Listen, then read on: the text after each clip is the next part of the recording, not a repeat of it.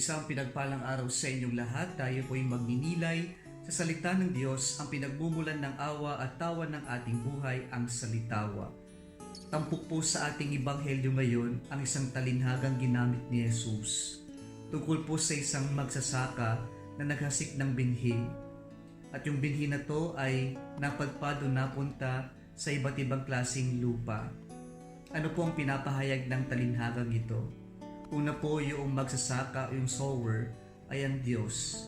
Pinapakita dito yung katotohanan na lahat ng pagpapala ay mula sa Diyos. Huwag po nating kakalimutan nito. Minsan kasi nagiging proud tayo sa ating sarili at minsan nagiging mayabang o hambog tayo na inaakala natin na lahat ng pagpapala o mayroon tayo ay bunga lamang ng ating pagsusumikap o paghihirap. Huwag nating kakalimutan, lahat ng pagpapala ay mula sa Diyos. Ang magsasaka na ito ay naghasik ng binhi. At ang binhi na ito ay ang salita ng Diyos. At ang salitang na ito ay ang Diyos mismo, ang Panginoon na nagkatawang tao. Kaya pinapahayag po ng talinhagang na ito na ang pagpapala ay hindi lamang galing sa Diyos, pero yung kanyang iniaalay sa atin ay mismo ang kanyang sarili. And so when we receive blessings through the Word of God, then we are actually receiving God Himself.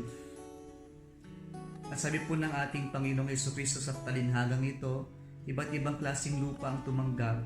Ibig sabihin po, magkakaiba po ang tumanggap, ang nakinig sa salita ng Diyos. Kaya po sa huling sentence o pangungusap, Jesus said in our gospel today, "If you have ears, then hear." Kung may pandinig, makinig. In other words, God is saying, let us be sensitive. Let us be sensitive to the presence of God, who is the source of all blessings that we have. Let us be sensitive to God Himself, to the blessings that we have been receiving from God. And we begin to see that we are really blessed by the Lord. Let us be sensitive to the needs of other people upang sa ganon maipakita natin yung concern o pagmamalasakit natin sa kanila. Aming mga kapatid, lahat po tayo ay pinagpapala ng Diyos. Kailangan lang nating maging sensitive, sapagkat sa ating pagiging sensitive, then we begin to recognize the source of our blessing. We begin to recognize that we have been receiving so much from the Lord. At the same time, we also begin to be challenged to be sensitive to the needs of others and to be more charitable.